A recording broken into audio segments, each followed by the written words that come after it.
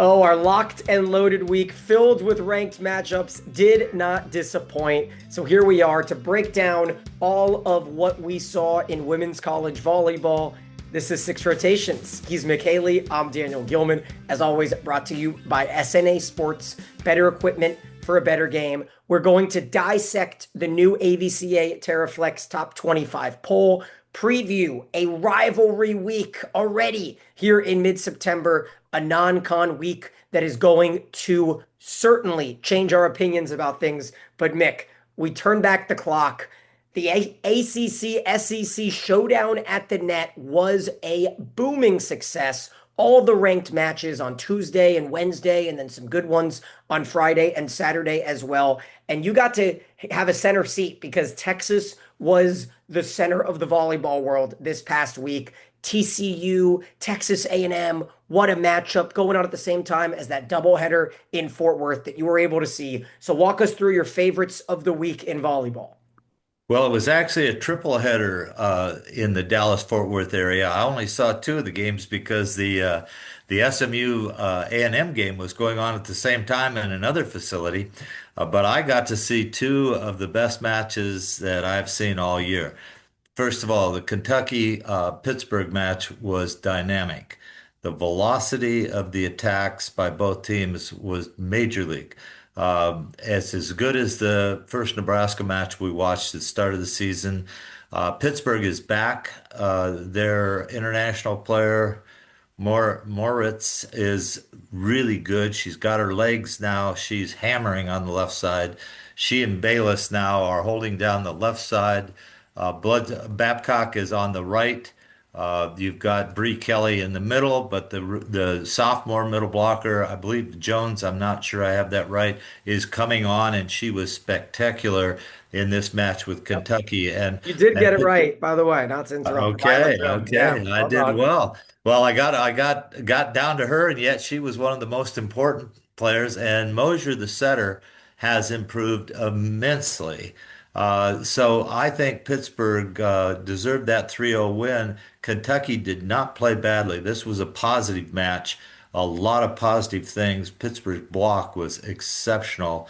And like I said, they're back. So that match, I wish if you didn't see it, you really got to go find it and watch it because it's really why. And boy, the two left sides for Kentucky just brought a delay, and Hudson just brought the heat. And I thought it was exceptional out of the back row as well as the front row.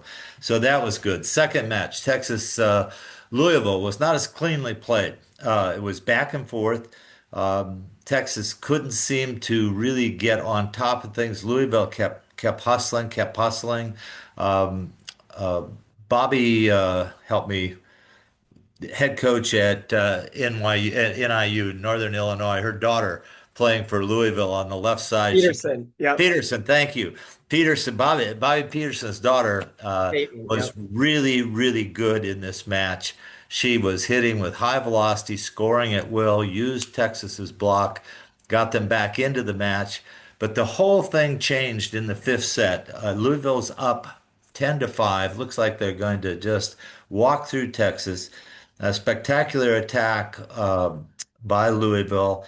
And Holter, the libero for Texas, goes off the floor with a left-handed save that the ball ricochets towards the stands. It's a great effort, but it's not going to work. And all at once, Ramsey Gary comes flying from the other defensive position, the former libero at Indiana last year, comes flying out of nowhere, heads into the stands, makes a spectacular save, bringing the ball back.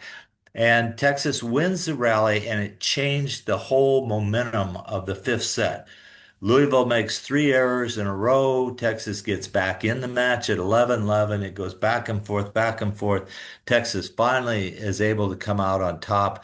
And it looked like Louisville was going to win that. I mean, Dan Meskey's probably just pulling his hair out. He'd be like me if this goes on the rest of the season. Cressy had a great match also for Louisville. Texas just hung in there long enough. They've got the fight. They've got the people that keep coming at you, and they were able to pull that one out. So that was a fun match. Like I said, not as cleanly played, but really a good match. So those two matches were great. The next night, I'm doing TV for ESPN at Texas State with Arizona State. Texas State comes out and brings it. I mean, they bring it. Coach Sean Hewitt's Bobcats getting ready for the Pac-12 next year. They're moving to the Pac-12. They put Arizona on their heels. Now, Arizona State really didn't have their best player, their right side, and she didn't play all week. Yep. Um, Naomi Glover. Yep. yeah, Glover, and she is a Terminator. But she didn't play against Texas State or Texas, but Texas State got them into a 5-game match and had a chance to really do some damage and ran out of gas. But I tell you, the Arizona State team was patient. And Miller, the left side, got 28 kills, I believe, in that match, and saved them, quite honestly. She was just really strong. And then on Sunday, I went to the University of Texas to see Arizona State and Texas play. Was not disappointed there, but Texas was on their game. They had a sellout, people hanging from the rafters. They had 10,800 the week before for the match with Stanford, and you can only get a little over 4,000 in Gregory Gym. Then they had it at 4,500, and there was not a place to breathe in that place. And yet Arizona State didn't seem to be intimidated. Interesting thing in the matches this weekend, though, teams trying to break each other's liberos. A lot of serving at each other's liberos. And it's interesting because you've got Stafford in the back row for Texas that they could go after. They go after Halter.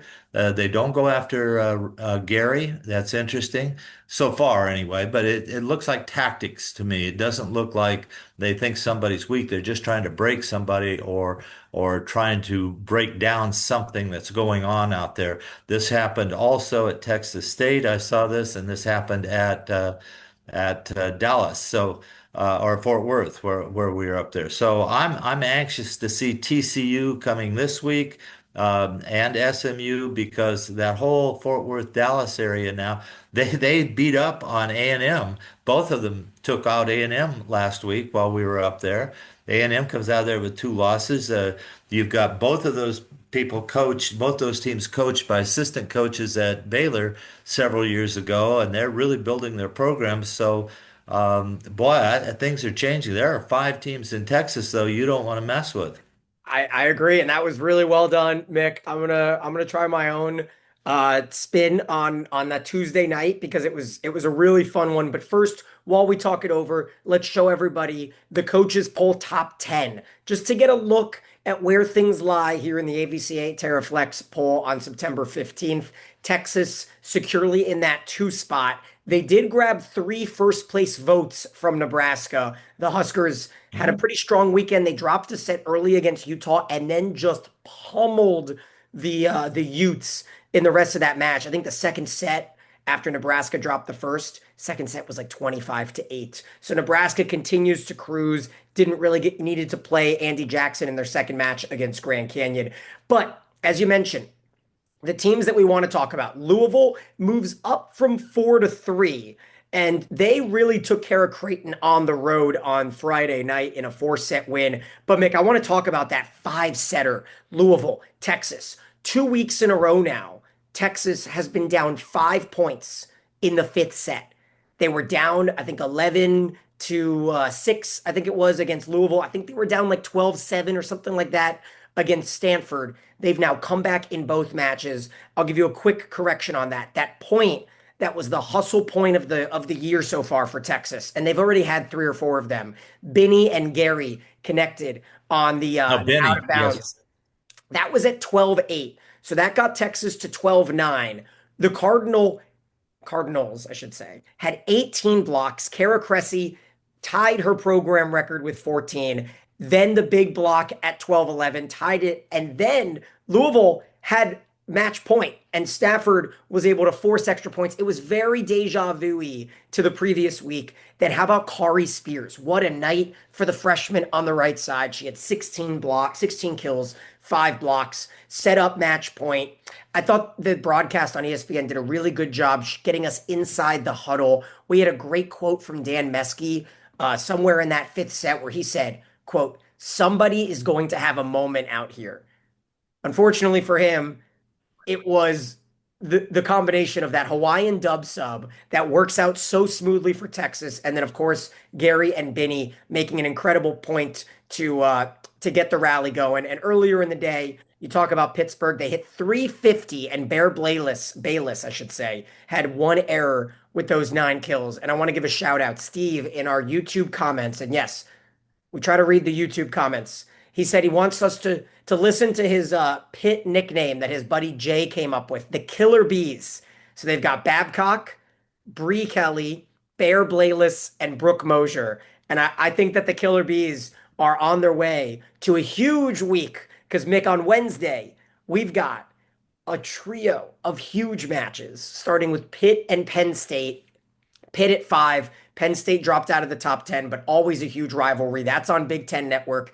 And then, as you mentioned, a top 10 showdown. TCU, what a week for TCU, right? They had 3 top 25 wins, Mick.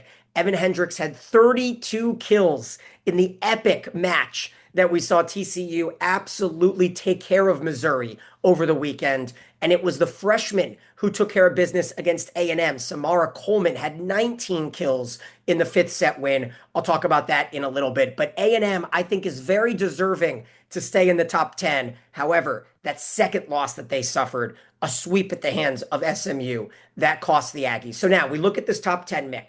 So SMU stays in the top 10, but they lost to Kentucky and Purdue. Where are you thinking when you see Arizona State stays in the top 10? They actually moved up from 9 to 8 despite the loss to Texas because I don't know, that 5-set win against Texas State is not feeling like worthy of moving up. What do you think of the rankings? Well, first of all, I will tell you this. I think there are 5 teams that can win the national championship this year, right now. Now, some people are going to have to get better to get in this group, but I think Pitt is either third or second in the poll.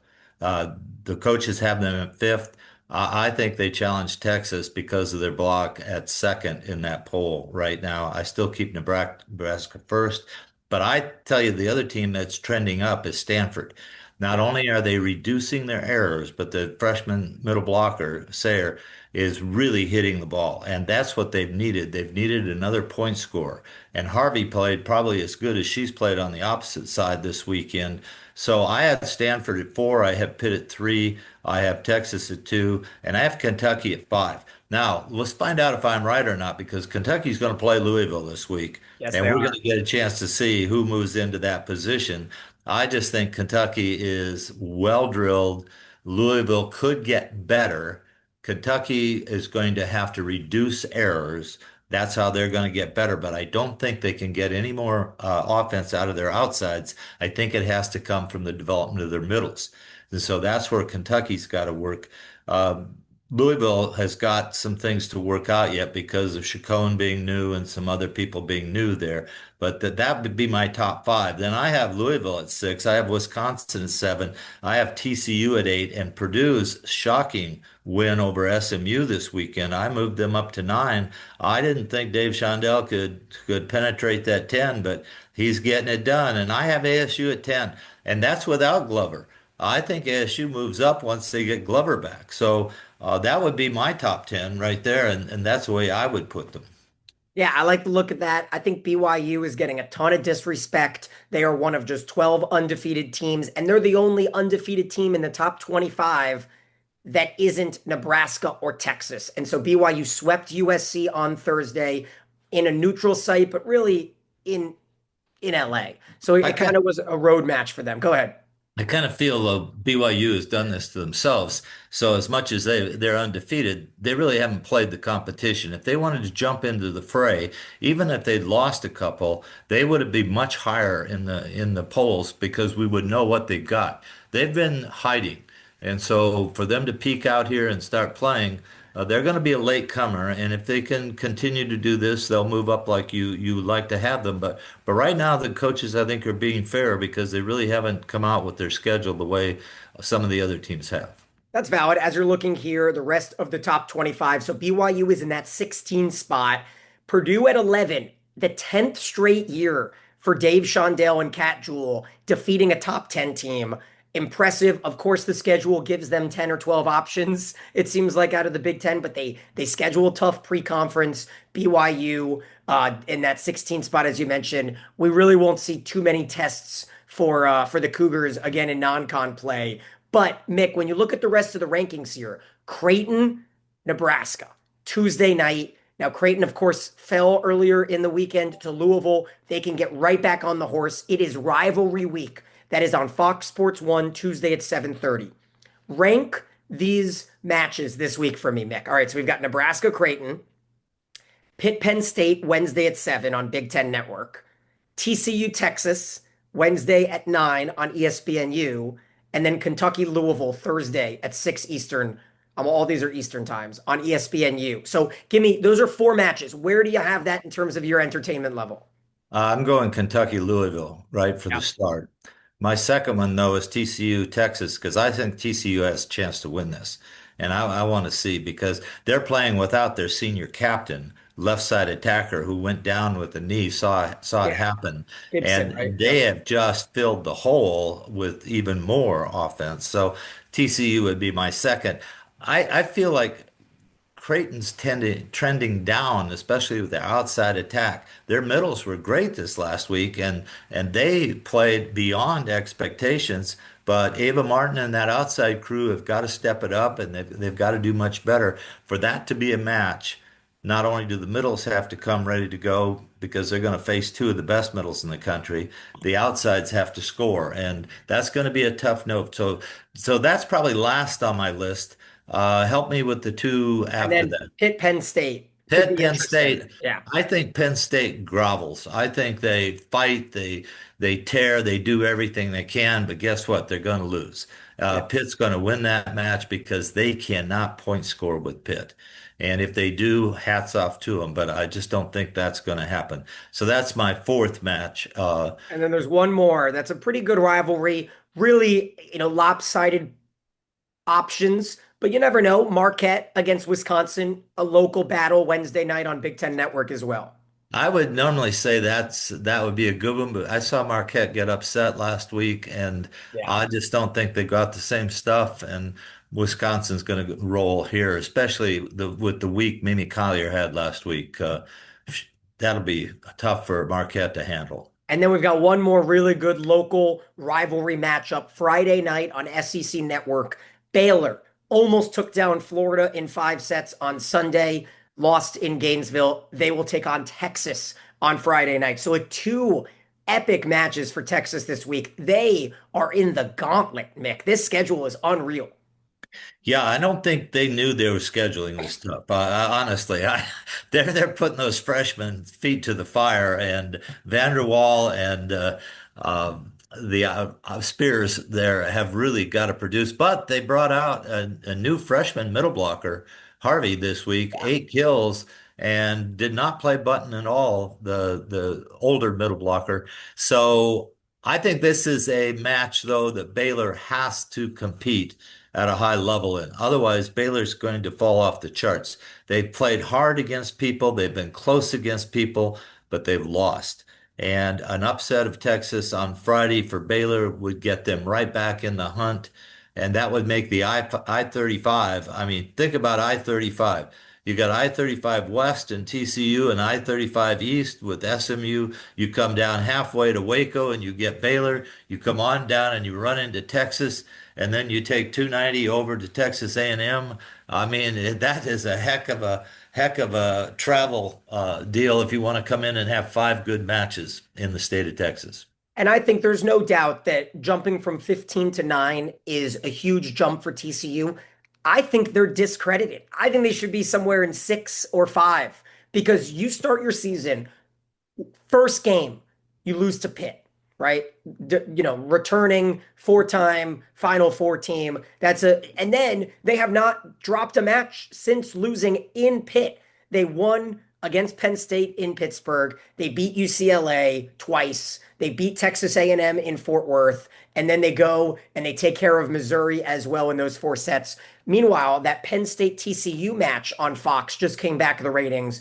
over 730,000 viewers, just a tremendous number. And of course, when you can get onto one of those major channels, Fox, NBC, ABC, the numbers are going to rise. Penn State and Arizona ESPN. State had over 600,000. Meanwhile, Stanford, Texas, in that epic five-setter on ESPN had 377,000, which is the fourth most watched ESPN regular season match. But half of the amount of viewers on ESPN versus Fox, and that's quite telling there. But I think TCU is going to continue to climb. I mean, obviously, win or lose against Texas, we're going to learn a lot about that team. But Mick, I want to go a little bit deeper into that win over Texas A&M because the block that Hendricks performed on Lednecki on match point. I mean, I've got it right here. Evan Hendricks, who had, an awesome next match. She's 5'9". 5'9" gets up to block one of the players of the year preseason. No matter how you break it down, Logan Lednecki is going to be playing in red, white, and blue for a good amount of time. And in that fifth set, tied at 10, Lednecki gets a big kill down the line. That stays in the minds of those TCU defenders. They take away her line swing there on that match point down. Sarah Sylvester had two huge points at 11 all to get TCU up to 13-11. But Mick, I'll tell you what, there was a really controversial call, a huge overturned touch to go from 14-11 TCU to 13-12. And then Becca Kelly got to match point, and that block was just, it feels like a long time ago. So I want to relive it for the fans because Tuesday to Tuesday is a big turnaround. But what TCU did in that flourish fashion to then come on back from that and take care of another ranked team in a 32-30 set against Missouri, I'm very impressed for what Jason Williams is putting out the product. And you talked about Hendricks. Hendricks had 164 swings this week, had 58 kills and 21 errors. And to come in there and play four matches like that and have those kinds of swings and do well like that with 32, as you mentioned earlier in the one match. But Lednecki's the one we have to look at because she had two kind of average matches. And for A&M to beat these teams, especially top 10 teams, Lednecki has to go off. So either they're putting a pretty good block on Lednecki and keeping her out of the scoring column, or she's going to have to step up for A&M, or they're going to have to find more places to get kills. Okay, I want to move on to the rest of the country, but it really is, the eyes of Texas are taking center stage. So SMU sweeps Texas A&M. Jaden Livings, the transfer from USC, back to her home state, dominant performance, right? 14 kills. She hits 400 and then has 26 kills in the loss to Kentucky. But what I want to ask you, they had Sam Erger on the broadcast, right, at the end of the match. And she said that they went after zone one. That was a little giveaway from her offense, as something SMU was planning on doing going in. What does that really mean to a coach or a fan watching? Like, tell us what going after zone one really specifies. Is that usually where the setter is going to be defending, so they want to get him out of system? Yeah, that could mean exactly what it could mean is they're trying to have the other team play out of system more, use their big block, and be able to not let them attack in all three positions or all four positions. The other thing it could mean is they're serving either cross court or down the line to zone one. If they're serving down the line to zone one, that's very difficult for you to run a 1 foot behind or run a back set without getting two blockers on that hitter. If they serve cross court to one, it puts the setter in a little bit of a disadvantage because she's got to run out and get under the ball and then square off to zone four if she's going to set there or come back off to zone one. And it sometimes keeps them from running the middle. So there could be three or four reasons why they would do that. I don't know if she was talking about serving or attacking in zone one. Well, let's go ahead and talk about some of the bigger storylines from the day as we, kind of take another look at the top 25 here. And towards the bottom of it, Tennessee jumps in, replaces UCLA. Now the Volunteers with a 4-set win over Georgia Tech, a tight one. First set was 23, second set was 23, third set Georgia Tech took 23, and then the fourth was domination, 25-13. So again, it's that spot. Why is Georgia Tech then ranked ahead of Tennessee if we just watched Tennessee beat Georgia Tech? But I digress because North Carolina jumped into the 25 spot last week, Mick, and they made a statement early in the week on Wednesday by sweeping Florida, the biggest win in Coach Shaw's era out there in Chapel Hill, and then turned around to be on the losing side of a big ACC SEC upset by being upset by South Carolina. That's a tough loss in five Yeah. sets. So Yeah. UNC maybe was going to be on the rise and then worked their way right back to 25. Yeah, I discounted their win on Florida as just a real super effort, but not consistently good play when they lost the next week. And I tell you, the team that's on the upswing in this group is Florida. They are the team that can get a lot better. So you have to keep your eye on them. Tennessee, um, North Carolina, UCLA. I don't know what's going on there with UCLA, but they're all in a group.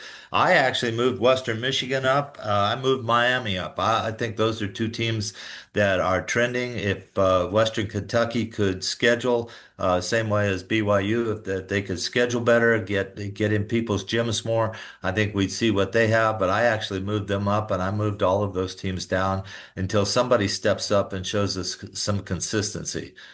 Yes, he meant Western Kentucky. You said Western Michigan the first Oh, time. I'm I sorry. think I Yes, think I we knew did what you mean meant. Western Kentucky. Thank you. UCLA does grab the 26th spot, and then it's Miami and Indiana. And surprisingly, Oregon is next, despite getting upset by San Diego State in a tough loss.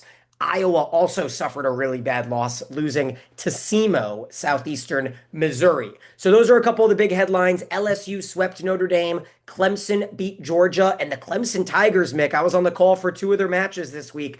They're one of the 12 undefeated teams in Division One volleyball. So just want to keep a bit of an eye out there. The ACC is really making themselves known. They beat the SEC in that challenge.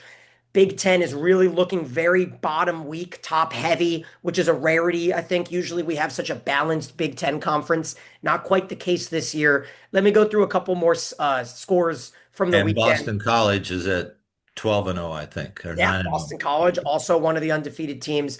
Wisconsin swept Georgia Tech behind a tremendous outing from the offense and that sophomore setter of theirs that we talk a ton about. And then Minnesota swept Dayton. Dayton lost two matches this past week, not quite looking like a team that was ranked 2 weeks ago. But Mick, when we kind of break down the big storylines, the team that is maybe sliding under the radar the most might be the Stanford Cardinal.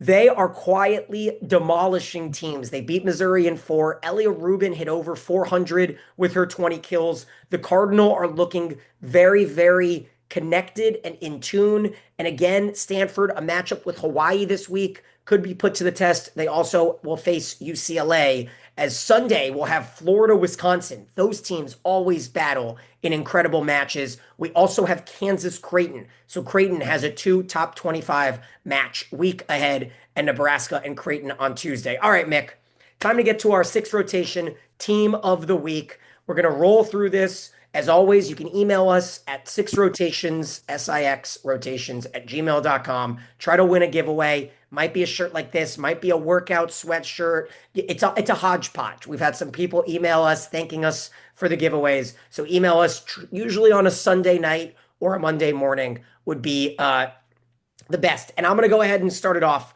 with who I felt was a unanimous selection, and that's Evan Hendricks. What a performance. 32 kills against Missouri. She was exceptional. Match-winning block earlier in the week against A&M. She's my outside number one. And I give Missouri some credit. We didn't talk about Missouri. They're a team on the upswing also. They played very well in that match, and those were two good teams. And Hendricks did not get these 32 kills easily. She had to work her tail off. Missouri was in that match. I have Hendricks also, but I have her for a whole contribution. As I mentioned before, 164 swings, Woo. 58 kills, maybe a few too many errors, 21, but she's just on the upswing, and so she gets one of my two outside hitter positions. Who's your second? My second is Moritz from Pittsburgh, Yeah. The kid from Netherlands, freshman, just got in. She showed me she's going to be a player. When we first saw her, she had just entered the country, was on her flight legs, really not on her playing legs. And my goodness, did she put on a show in that match with Kentucky? I have her as my second, but let me mention a couple of people. Mimi Collier for Wisconsin. I really wanted to get her in there. 55 swings, 35 kills, and only 3 errors. Woo! That's big time. And second, you mentioned Elia Rubin, 59 swings, 30 kills, and only 4 errors. And I'll tell you what, if Rubin, I said this at the start of the season, if Rubin can eliminate her errors and keep swinging, Stanford's going to be tough to beat. I really wanted to put Ruben in there, but I wanted to give credit to a name that we have not said yet and a team that is impressive. Oklahoma off to a 7-1 start, albeit with a bit of a cupcake schedule. Imani Bush, the transfer from Washington. Listen to these numbers against St. Mary's, and then she had a double-double against Florida State as well. 20 kills, 25 swings, 0 errors, Mick. She hit 800 against St. Mary's in the first match. Second match, she hits 406, a ho-hum 15 kills, 2 errors. So credit to Amani Bush for grabbing my second outside hitting spot. And then we move it back to Stanford for my first middle, and it's Erica Sayer, the true freshman who had 9 blocks against Utah State, 9 kills against Davis, 16 kills and 6 blocks at an over 550 against Missouri. I had Reinhardt from Creighton, and they're both middles for Creighton really went off this last week. And like I said, if their outsides could have matched their effort, I think Creighton would have been in the hunt. But that didn't happen. But I think Reinhardt deserves credit. She was dominating. And then my second middle is from BYU, and that's Brielle Kemavor. 6 kills, no errors against USC in the sweep with 4 blocks. She had 5 kills with 1 error against Western Michigan and then 5 blocks against LMU. And again, we're trying to get creative here. I can give it to Rebecca Alec every week, but we want to dig a little deeper until Nebraska plays against those top 10 teams. That's how I feel. Yeah, I had as my second one. I could have gone with Alec, 18 kills, 18 swings, 13 kills, only 1 error. I Yeah. could have gone with Cressy, 27 swings, 14 kills, 2 errors. I could have gone with Kelly at Pittsburgh, 17 swings, 9 kills, and 1 error. But I went with Alec because it's hard to get those sets. And the reason that I want to push this is because I think Nebraska needs to get the ball to those middles to spread out the defenses so that they can do better. They seem to always get in a rut by just going outside, and those middles just can only block and they don't become part of the offense. It looks like Coach Busboom is making an effort to get the ball to the middles, and Alec really responded this week. Oh, Mick, I'm so excited for this Creighton Nebraska battle on Tuesday night. All right, move to the opposite. Who do you have out there? I went with Babcock. There are a lot of good opposite efforts, but Babcock is carrying a load, and that's what I think is important to recognize about her right now. She had 53 swings, 35 kills, and only 11 errors, hitting out of the front row, hitting out of the back row, and then instituting her jump serve, which is another jump and a high velocity, 60-mile-an-hour topspin serve. She's carrying a huge load for Pittsburgh, so I like Babcock a lot. There were some other great efforts on the outside opposites, but I think Babcock earned it this week. Yep, and I'm going Kari Spears. You know, what she did earlier in that week against Louisville was so impressive to me with the 22 points. Then it has 18 kills in the three-setter against Arizona State. Like, lock it, stock it. Texas has a star. I really wanted to give credit, though, to Grace Heaney, who had 20 points in Purdue's big win over SMU. She Yes. showed a lot of promise, the underclassmen out there. Meanwhile, I'm going to stay in that little Purdue, SMU, Kentucky, Houston tournament for my setter of the week and a player we haven't talked about yet, filling in the big shoes for Emma Grome as Cassie O'Brien has 49 assists, 8 points in that win over SMU, gets my setter of the week. What about you? I think she also had 8 blocks in the match Sunday. Yeah. Uh, she did really well, and I like her a lot. But I think the kid that's really made the quickest improvement and is responsible for part of her team's surge is Mosier from Pittsburgh. I really think she is relaxed now. She's confident. She's playing well, and she hits another jump top spin serve just like Babcock and is bringing the heat. So I gave her the setter of the week. We hadn't talked about her except for maybe she wasn't very good to start the season, but she's really now relaxed, and I think that she and the coaching staff are on the same page, and I think she's one you want to watch. Meanwhile, we had to give a little credit to the Coastal Carolina super stud, Jalen Stout, who had three triple doubles this weekend in the Wolfpack Invitational. Just an outrageous situation. She's the nation's leader in active triple doubles, but we want to try to keep it to maybe power four teams on this, unless someone has a truly out of this world performance like we saw a few weeks ago. Lastly, we both have the same libero. Well, I have a Emma Halter. combination. I I have a went Emma Halter. combination. Yeah, I've got Holter and Gary. I tell you, the two play together. I mean, it's the only team I've seen to have two libero quality players in the same lineup, three of the six rotations. And when they're both out there, they both can set, they both can pass, they both play great defense. They complement each other. But Emma Holter, we got to call her the lefty gunslinger because she has made more elite saves flying through the air with her left arm. And I don't know how she picks the ball out, but the most amazing thing is she doesn't just touch the ball, but it goes back into the middle of the court where Texas gets to run something out of those saves. So I like her and Gary playing side by side, and good luck on who's serving those rotations. And Halter with a double double in the 3-set win over Arizona State on Sunday. Congratulations to Martin for having the most in common with our picks and winning our giveaway this week. We thank Yep. you so much, as always, for joining us. Next week, we get to break down an awesome rivalry week of matches. The question is, will the top two teams finally find a blemish, or will it be Nebraska and Texas above them all again? As always, he's Mick. I'm Daniel, and this is Six Rotations.